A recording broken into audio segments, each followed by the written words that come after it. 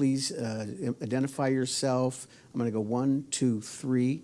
Identify yourself and form your question in the form of a question. Okay. All right, hello, my name is Olivia De La Pena. I'm a student journalist, and one thing that I've been curious about is trying to get millennials and young people interested in talking about Cuba, because especially on my college campus, a lot of kids are in ardent support of Bernie Sanders. And back in, I believe it was the 80s, Bernie Sanders praised Castro for establishing health care and free education in Cuba. Now, what would be your reaction to those people who are saying, well, Castro did some good things to Cuba, and the fact that he established the system, while at the same time the system is subpar? How would you make the argument that in a sense that same policy should not be applied to the U.S.? Well, the point is that if you visit Cuba, you are going to realize that the public system is completely destroyed. And you have the healthcare is not working, the schools, most of the professors are leaving the country. All my generation, I study physics, and I'm a physicist, and most of my friends are outside of the country. The universities are almost empty. And the same happened, the same situation you have in hospital. You have old physicians, too young physicians, but you don't have people in the middle. And when you see the situation that we are facing over there, it's a critical situation in everything. There is a kind of myth that people are repeating that the health system in Cuba is good, but you just need to visit the hospitals in Cuba. I think most of that hospital in everywhere will be closed.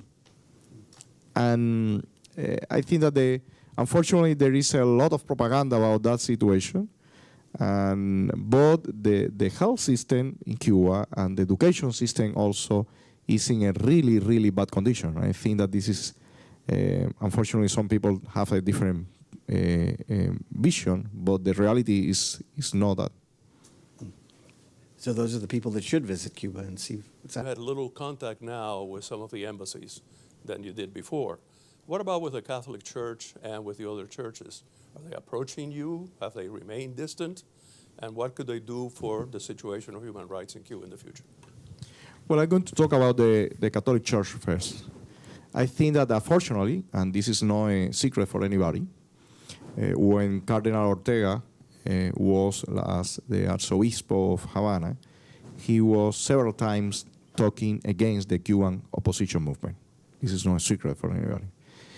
But this is not the same situation for another obispos. I don't know how to say in English. Archbishops. Yeah, bishops. And we have had contact with them, some of them. We have been talking about the situation that we are facing, about the human rights violation, about our interest to have more contact with the Catholic Church. And we have had good reactions. Let's see now that Ortega is no more as the Archobispo of Havana, and our idea is to reestablish the contact with them and to see what can happen in that. I think that the role of the Catholic Church in Cuba is going to be fundamental, because they are the only institution that is all around the country, and they have there are many people working and around the Catholic Church. I think that they need to play an important role. I hope that they assume that, and now with the new change that is inside of the church, they can play a positive role in the situation that we are facing. In relation with the another churches in Cuba, well, there are different groups. There are some of them that are too related with the government, following exactly the same line, but there are another people that no. There are another church that they are not following the same line that the government is pointing. Even in the last time, there is a repression against certain Protestantes, how do you say? Protesters? Protestant churches. And I'm sorry, Protestants. Sorry, Protestant churches, and then let's see what is going to happen. But we in general, we are positive about what is happening right now, because most of the people want to move forward. Most of the people are too tired, and the regime is not giving any option to anybody. then I think that if we are of the opposition movement start, we push and we show to the rest of the Cuban society that we need to ask for our rights, and we can be more articulated. I think that this is going to have an impact in the rest of the society too. And also we are going to have a kind of feedback, because most of the people now are also trying to get in contact with us. In the last time, some people working inside of the university have been making contact with us, asking because they have problems inside of the university, what they can do, how we can help them. Then I think that there is a good climate or weather, no? Climate. Climate, sorry. That's perfect. Yeah. And I think that we need to take advantage of that. This is a good moment, and we need to take advantage of that situation and to push. I mean, I'm one who thinks that the U.S. embassy and all these embassies should be sort of empowering and engaging. It's a shame to me, I think, that they're pulling back. And one of the messages I've heard from other dissidents is that the Cuban regime is saying to them, you guys don't matter. Yeah. You don't matter, you lost, because you lost the United States as an advocate. And so, you know, I hate to think that the only reason the European embassies were engaging you is because the Americans were always insisting. You know, Kirsten Madison was... That the change is going to come, hopefully, much sooner, and we all should push for it and not go around making that our slogan is that, okay, in 20 years is all right. As soon as possible, but within 20 years. That won't be our slogan, though. Sure. Sorry, I didn't mean to cut you off. Go ahead, please. Thanks, Roger. Thank you, Antonio. My name is Jose Cardenas. I'm a consultant here in Washington. Antonio, President Obama has about less than a year left in office. There will be a new president elected, U.S. president elected in November. If you could make recommendations on how U.S. policy should be recast or amended, altered, reformed for the next U.S. president, the next U.S. administration's policy towards Cuba, what would you recommend? Well, I think that one crucial point is to stop the repression in Cuba. I think that the American government need to tell to the Cuban regime, you need to stop the repression. The second point that I think that could be really important is to ask to the regime to ratify the UN Human Rights Covenants, because this is a direct way to ask to the Cuban regime, change your law, without the justification from the government to say that they are intervening in the internal issues. Because the Cuban government was talking all the time about the UN chart for the reestablish the relation with the US government. And they say, well, we need to use that as a pattern to see how it's going to behave your embassy and my embassy and all this kind of thing. And why they don't want to accept to ratify the UN Human Rights Covenants. Because the situation, and there is a really interesting article from a guy from the official point of view, and he explained in the article why the Cuban regime cannot ratify the UN Human Rights Covenants.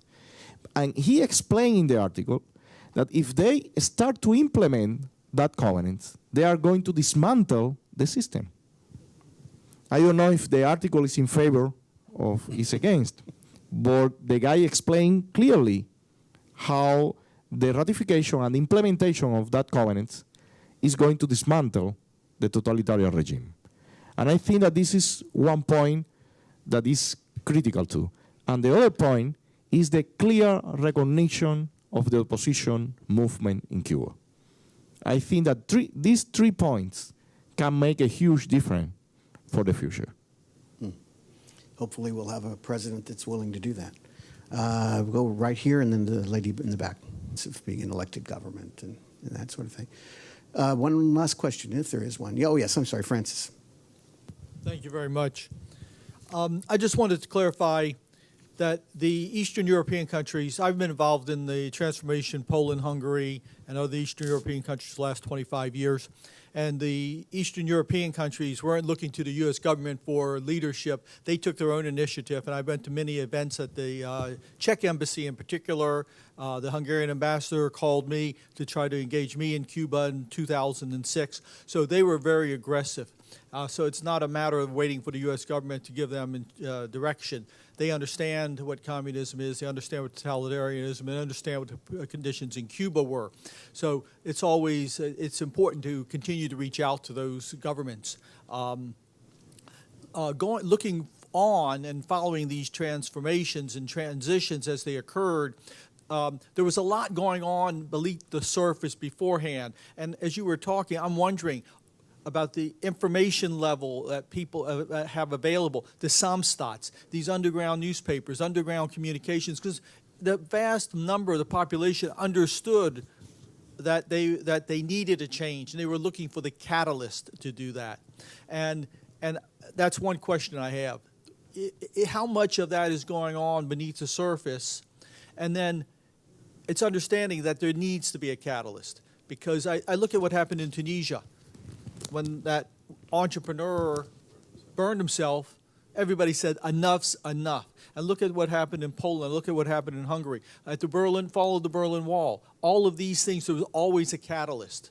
But you had the foundation laid beneath the surface.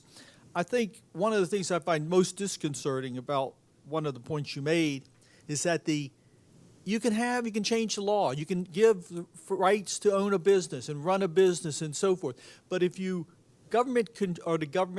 criminal element of the government controls the inputs. So, okay, I've got a business, but in order to buy the meat for the business, I've got to go through these people, and they're going to charge me a premium, or they're not going to give me the meat. So my restaurant goes down the tubes. That's a different issue altogether. That both have to be dealt with. And I think that's why you talk about the need for drastic change. But you can still have rule of law. You can still have, you can have laws like that, creating businesses. So it's kind of meaningless if you can't get inputs. And they can close you down, or they can help you become successful. But it's parasitic. And so the government has an interest in keeping these things alive, in creating these things, and being a parasite and sucking off the wealth. So, how do you deal with that, number one? And then, of course, what is the state of the underlying, undersurface activity that's going on in terms of the Cuban people understanding they need to change this regime? Well, that's why I was talking that we need like two parallel paths. We need to, in one hand, to be pushing from the actions. We need to the activists need to be pushing to the rest of the people to go to the street, to protest, to speak out, to demand from the regime.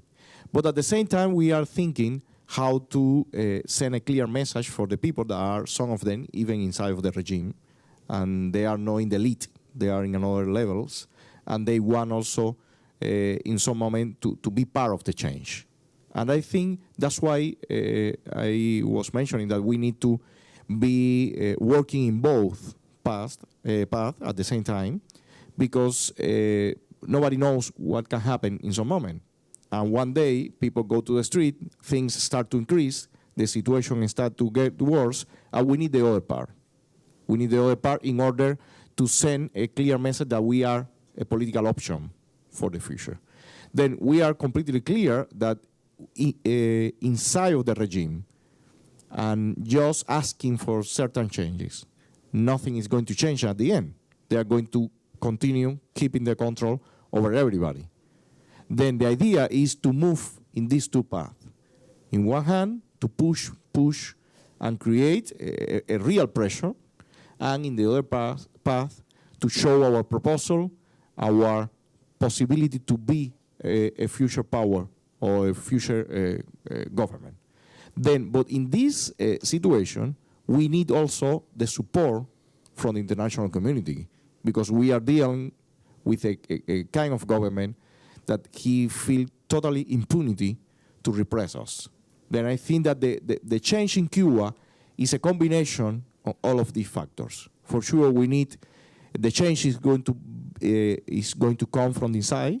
It's going to come from Cubans, but we need the support of the international community in order to finish with this situation that we are facing right now in Cuba. I want to thank you very much. That was an excellent set of questions from all of you and terrific answers. Very, very impressive.